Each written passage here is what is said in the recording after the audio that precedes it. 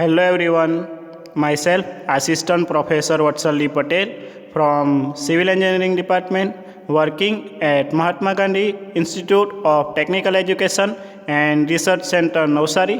Today we are going to discuss about traffic studies. So the various type of traffic surveys which are usually carried out are the traffic volume study, second one speed study, which further divided into two parts, which is speed study and second one is speed and delay study. Next is origin and destination, or it is also well known as OND study. Next is traffic flow characteristic study. Next is traffic capacity study. Next is parking study, and last one is accident study. So let's see necessity of traffic studies. So the first one is to analyze the facilities available on road. Second one is to suggest measure to increase traffic flow capacity of roads. Next, to analyze road accident and suggest suitable measures to reduce accidents. Next is to collect information for geometric design of highway. Next, to know the nature of present traffic and forecast future traffic. Next is to provide parking facilities on road. And last one is to suggest suitable measures to control speed of vehicle. Now let us see the traffic volume study. So the traffic volume, or we can say flow, is a variable. It is of great importance to the traffic engineer. It is essentially the quantity of movement per unit of time at a specific or specified location. The quantity of movement may be either of single traffic unit, or we can say pedestrian, cars, buses or goods vehicle, etc. And time period will depend on the purpose of study. So next is traffic volume. So the number of vehicle crossing a section of road per unit time at any selected period is called traffic volume. The unit of traffic volume is vehicles per hour or vehicles per day. Next is objects and uses of traffic volume study. So the traffic volume is accepted as a true measure of the relative importance of roads and in deciding the priority to improvement and expansions. Traffic volume study is used in planning, traffic operation and control of existing facilities, used in planning and designing the new facilities. Also for the analysis of traffic patterns and trends. Classified volume study is useful in structural design of pavements, in geometric design and in computing roadway capacity. For planning sidewalks, crosswalk, subways, etc. Next, turning movement study used in design of intersections, in planning, signal timing, etc. To know the various types of vehicle using the road. So now following studies are carried out in traffic volume study, like classification of traffic, for example buses, trucks, cars, bullock carts, pedestrian, etc. Next, number of vehicle in each class. The direction of each class of traffic flow is also noted. At intersections, the traffic flow in each direction of flow, including turning movements, are recorded. Peak traffic period is also noted. Now let us see types of volume counts. So hourly traffic volumes and average daily volumes are those commonly used in planning, design and operation of highway facilities.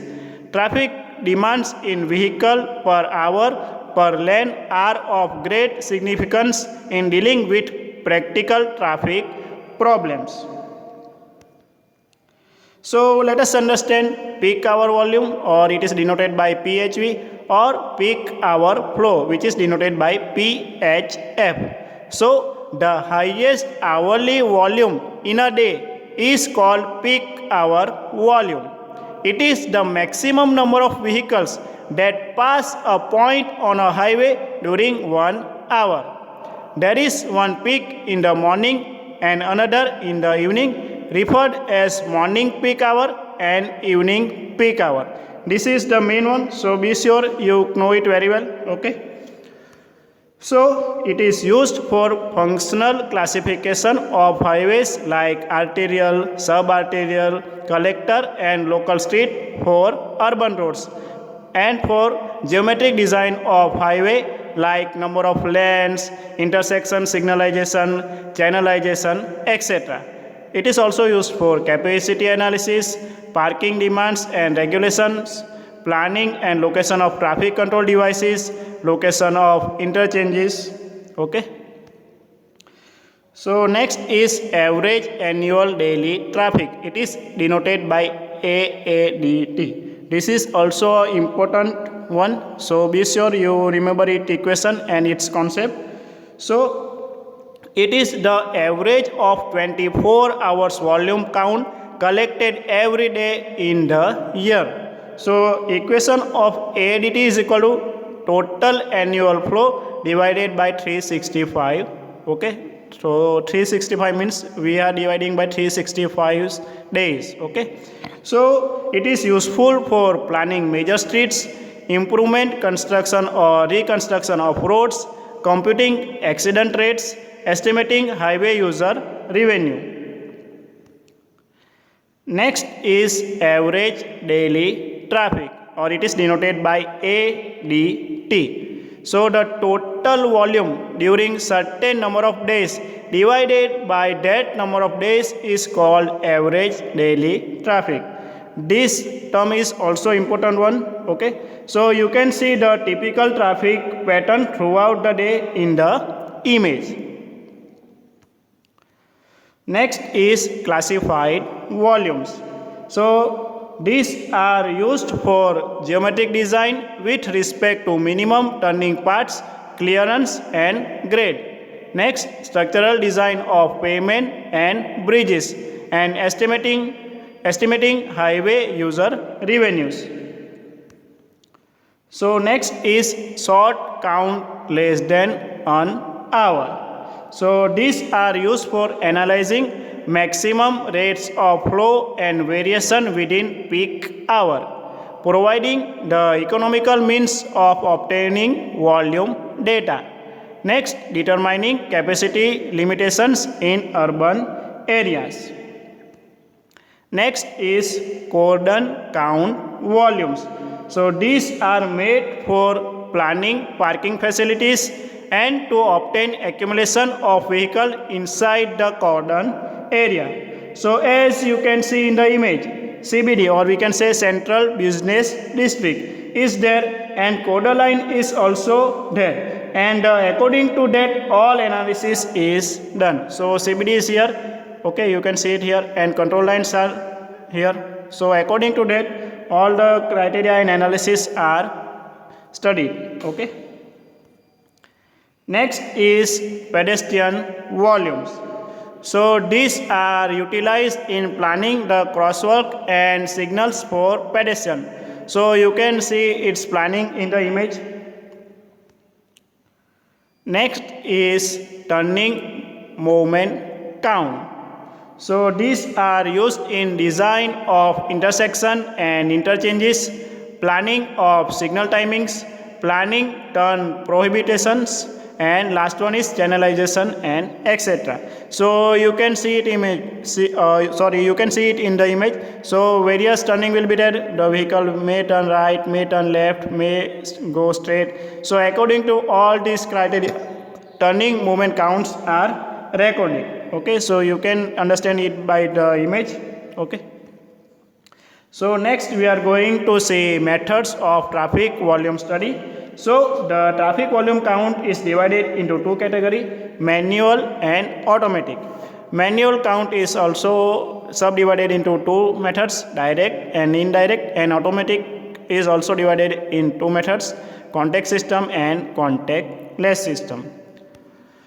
So let us discuss mechanical counters, or we can say automatic counters. So this may be either fixed, or we can say permanent type, or portable type. The mechanical counter can automatically record the total number of vehicles crossing a section of the road in a desired period. The working may be by the effect of impulse or stimuli caused by traffic movements on a pneumatic hole placed across the roadway. So let us see its advantages. So it can work throughout the day and night for the desired period, recording the total hourly volume. It does not require any supervision, and it is suitable for long counts. Next, let us see its disadvantages. So it is not possible to get the traffic volume of various classes of traffic. It does not give the details of turning movements. The impulse caused by light vehicles may not be enough in some cases to acute the counter. It is not possible to record the pedestrian traffic. Next is types of automatic counters. So various types of automatic counters are there, like pneumatic tube, or we can say road tube, then electric contact device, coaxial cable, photoelectric device, radar, infrared device, magnetic device, ultrasonic device. So let us discuss it in detail. So let us see pneumatic tube, or we can say road tube first. Okay. So a thick wall flexible tube of 10 to 12 mm diameter and 3 mm thick is used with one end sealed is clamped to the road surface at right angle to the pavement, and the other end of tube is connected to a diaphragm or counter. So you can see sealed portion will be here, and vehicle when pass through it, the automatic counters will record its value. Okay. So you can see its arrangement in the image. So let us see it in the detail. So at the seal end, a small air release hole is provided to avoid bounce impulse. As a vehicle wheel crosses the tube, it compresses it, causing an air shock wave to travel along the tube, operating a simple make and break circuit of the counter.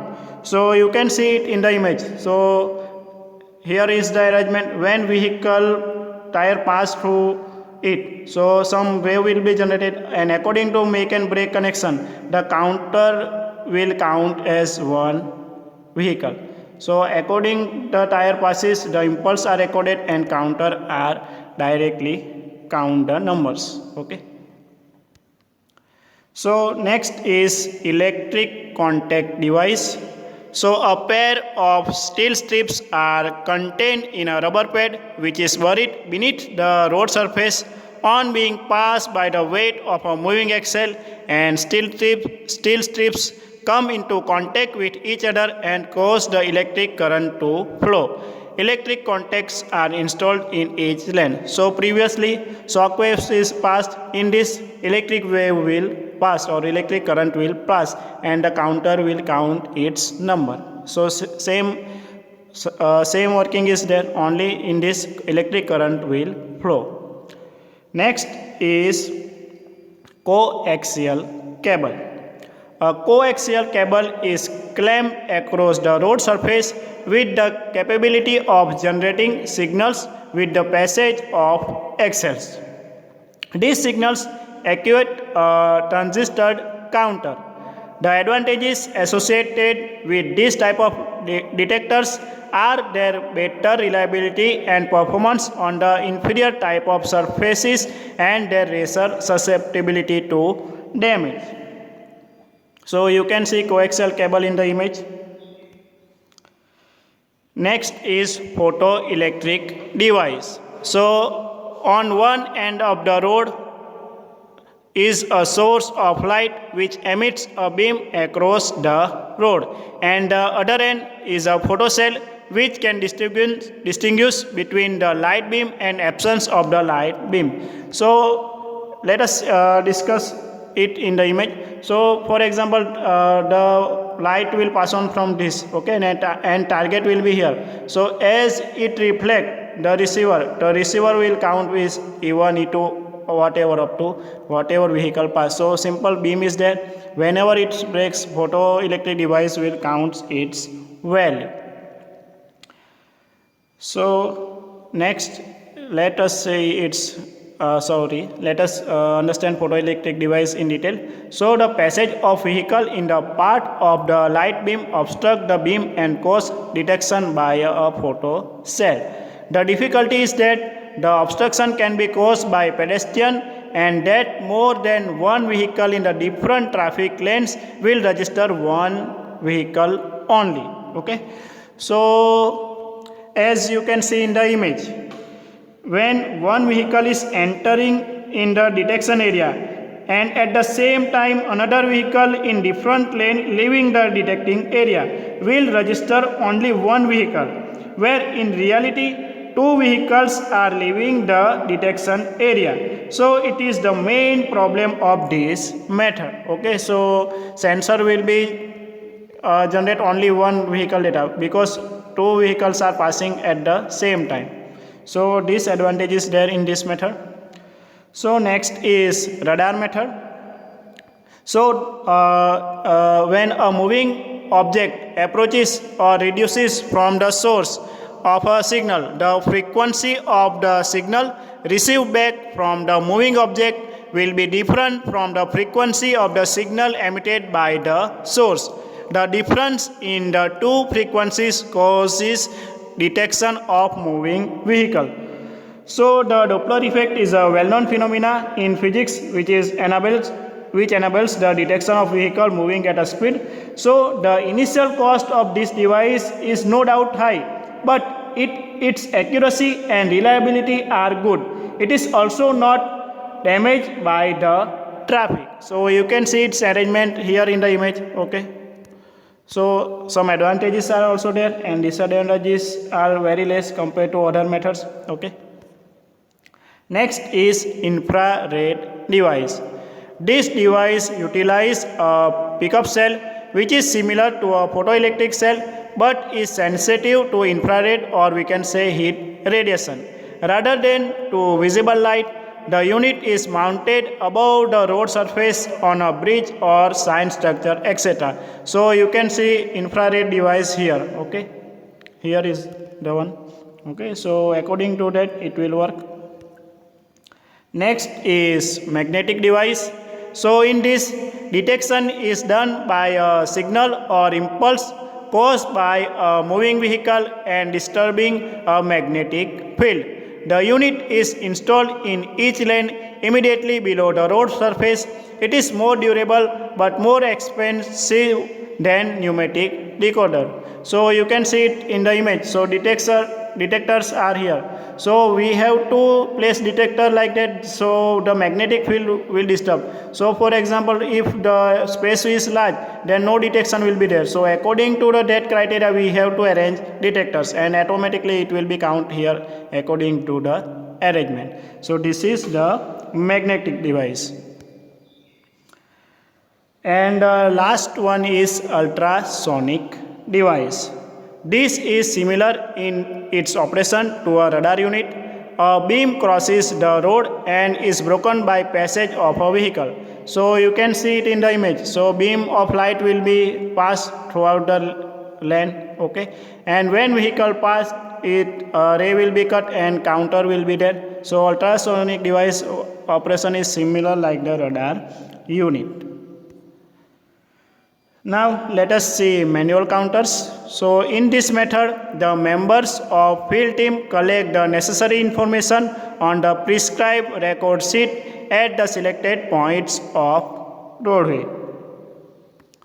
So let us see its advantages. So it gives classified volume of each category of traffic, namely buses, cars, trucks, auto rickshaws, cycles, scooters, pedestrian, etc., which cannot be collected by mechanical counters. Sorry.